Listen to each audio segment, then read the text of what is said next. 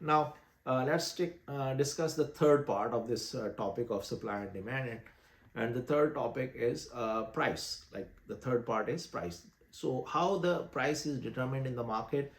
People normally have a misconception that the owners or the managers are deciding the price. No, the markets are deciding the price, and how they are deciding the price through the interaction of demand and supply. So the concept of market, a market may be defined as any situation. How we define the market? Any situation in which buyers and sellers negotiate the transaction of some goods and services. So it's a mechanism uh, in which the buyer and seller, through which the buyer and seller interact and buy and sell. Now, in olden days, normally we define it as any place where the buyer and seller interact, and if in uh, in olden days, there is normally a market outside the villages. People go there and buy and sell their goods and services. Uh, but nowadays, because of a technology and all these things, we all have a markets all in our hand. Like in a cell phone, we can buy, we can sell. So that's it's a change with a change in technology. So markets may differ in a degree of competition among various buyers and sellers. So markets are it's not same for every good or a service. It is dependent on how much competition are there. Many markets are very competitive markets, means many buyers and sellers they are selling, so they are not influenced by one another. But there are some markets in which there is only one seller. That's what we call it as a monopoly. And there are some markets in which there are many sellers, but they are selling their own differentiated product. So that's why they have some monopoly over their product. And in some markets, there are very few sellers, so they can manipulate the market if they combine or they collude with each other, or they can compete as well. So in a perfectly competitive market, like a market in which there's a competition which is perfect in all ways, so buyers and sellers are price takers. This is a very good thing. Like it's a misconception that if you want to sell something, you are determining the price. No, you are not determining the price. For example, if you want to sell your used laptop, what you do, you normally post it on marketplace. Now when you post it on the marketplace, you recommend some price. For example, you write it like $200 for my laptop, used laptop. But you didn't get any response. So what you gonna do? You reduce the price 180. Even if you're not getting any response, what you do? You reduce the price 160. At 160, if you get a response and you sell it at 160, so it means that you want to sell it at 200, but market is saying no, the value of this laptop is 160, and that's why you get a response on 160. So you see, you are not deciding the price. Who is deciding the price? Market is deciding the price. And very good example is stock market. If you have a shares or a stocks, you want to sell it, what you do? You go online, or you call your broker, or whatever the method you use to sell, to contact your broker or the middleman.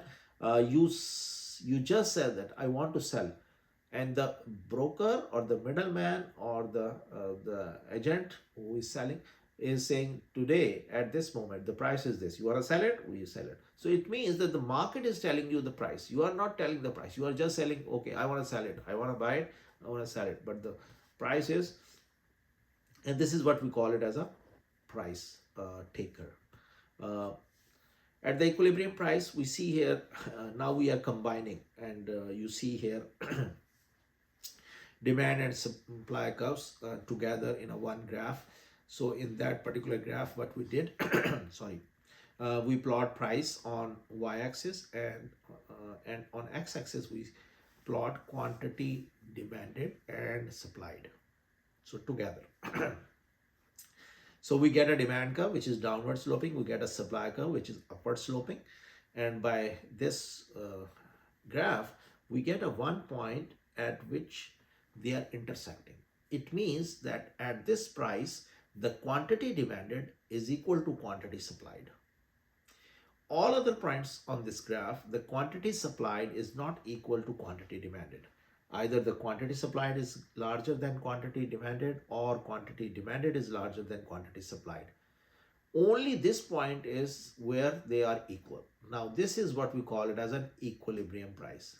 When both are equal, we say that it is in equilibrium. So it's an equilibrium point. And for that reason, this price, which is $60, is equilibrium price. And the quantity here we see at 65 is an equilibrium quantity. It is quantity, equilibrium quantity. Quantity supplied, quantity demanded are equal. That's what we call it as equilibrium quantity. So if the price is great, if at any price above 60 there is an excess supply, so any price which is more than 60, like if you look here, the price more than 60, like 80, what is the situation? At the price of 80, the quantity supplied is 80, but the quantity demanded is 50. So there is an excess supply because the supply is more than demanded. And if the price is less than equilibrium price, what is happening? The quantity supplied is less and the quantity demanded is more. This is situation what we call it as a shortage or excess demand. So market is only clear if the price is at the equilibrium. So it means when we are saying market is clear, it means there is no shortage, there is no surplus.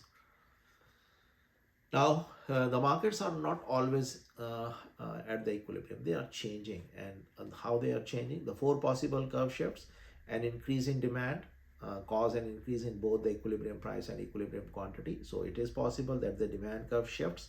When the demand curve shifts, what is going to happen? If it is a positive shift or an increase in demand, so what is happening? The price is increasing and the quantity, equilibrium quantity is increasing. So price, equilibrium price and equilibrium quantity both increase. If there is a decrease in demand, cause of both equilibrium price and equilibrium quantity decrease. So demand, if demand increase, both the price and the equilibrium quantity increase. If the demand decrease, both the price and the equilibrium quantity decrease. An increase in supply cause a decrease in the equilibrium price and increase in the quantity. So but a supply decrease the equilibrium, increase in supply decrease the equilibrium price. If there is a more supply, less demand, price will go down. But the quantity, but the people are willing to buy more, so for that reason an increase in equilibrium quantity. If the supply decrease, what is going to happen? The increase in the price and decrease in the quantity equilibrium. So that's the way it works, like all these four situations, and we explain here.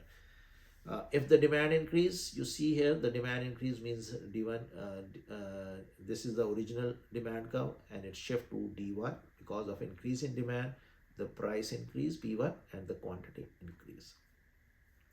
If the demand decrease, that's a D2, like from D0 to D2, what is happening? The price is decreasing and the quantity equilibrium is also decreasing because the new equilibrium is this.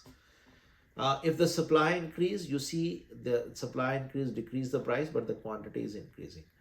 If the supply decrease, increase in price, but the you see here this one, the quantity is decreasing. Price is increasing, quantity is decreasing. Here we are talking about the absolute relative price and inflation. So the absolute price of a product is the amount of money that must be spent to acquire 1 unit of that product. A relative price is the price of one good in terms of another good. So we use this concept and we will explain further in coming chapters, the absolute price and a relative price. When we measure the price of any good in dollars, that's an absolute or a nominal price. When we measure the price of a one good in terms of other goods, like if you measure the price of a bag of rice with how many liters of gas we can buy, so that's a relative price. Relative price of a rice in terms of liters of gas. So that's we call it as a relative. Demand and supply curves are drawn in terms of a relative price rather than an absolute price. Now, this is the last thing, that's word of caution. The theory of demand and supply can be used to explain change in supply and demand in many markets. So it's a very bread and butter type thing for economists because they can explain a lot of change in the prices in different markets by this tool of demand and supply. But the model has an important limitation and cannot be used fully applied to a markets for a number of consumer products. But we cannot apply to the it's very good model to explain the markets which are competitive markets. But if the market is not competitive, which normally we buy goods and services, so that model is not going to explain, because those markets are not competitive markets. They are monopolistically competitive market, or an oligopoly market, or a monopoly market. So these three different types of market, other than perfectly competitive market, this model is not going to be able to explain the things. And we see here, this is a very good example, and we have to think over it. Apple. One apple is an apple to eat, and one apple is a company that produces iPhones. Uh, Three conditions must be satisfied to price determination in the market to be well described by the demand and supply model. Large number of consumers, each one small relative to the size of the market. So we see that apples are produced by large number of, maybe thousands of orchard owners. They are selling apples. Farmers, they are selling apples. So each one small relative to the size. Apple market is a big market, and apple is such a fruit where in every country people consume it. So the demand is in millions of tons, and the supply is also in millions of tons. And each farmer out of this so big market is a very small farmer, very small out of this whole market. Large number of producers, each one small relative to the size of the market. So buyers are many as compared to the market size. The sellers are many as compared to the market size. And in both cases, in for the apple, we see that this producers must be selling homogeneous version of the product, and the product they are selling are very identical. Like if the apple is there without sticker on it, we cannot identify from which farm it is. It's just an apple, maybe one particular type like a Macintosh or some other types of apples. But if it is of same variety from very different farms, we cannot identify. It means that it is homogeneous, it's identical. But if we apply these three criteria to iPhone, which is Apple company iPhone, large number of consumers, yes, their consumers are very large. Large number of producers, no. There is only one producer, and that's an Apple. Product must be selling homogeneous, no. There are a lot of other phones available in the market, but they are all differentiated. Apple iPhone is differentiated. So out of these three conditions, two conditions are not met by iPhone. So for that reason, iPhone market is not explained or can be very easily understandable with this model, because iPhone is a differentiated product. But Apple market is, yes, very easily, because Apple market is a competitive, perfectly competitive market. So this is all what we want to discuss with reference to supply and demand and price. I hope you understand it. And from the next chapter onward, we really start the macroeconomics. So this is just the first three chapters are just a refresher for microeconomic concepts or overall economic concepts. But from chapter 4 onward, we are starting the real macroeconomics. Thank you very much. Please share and subscribe.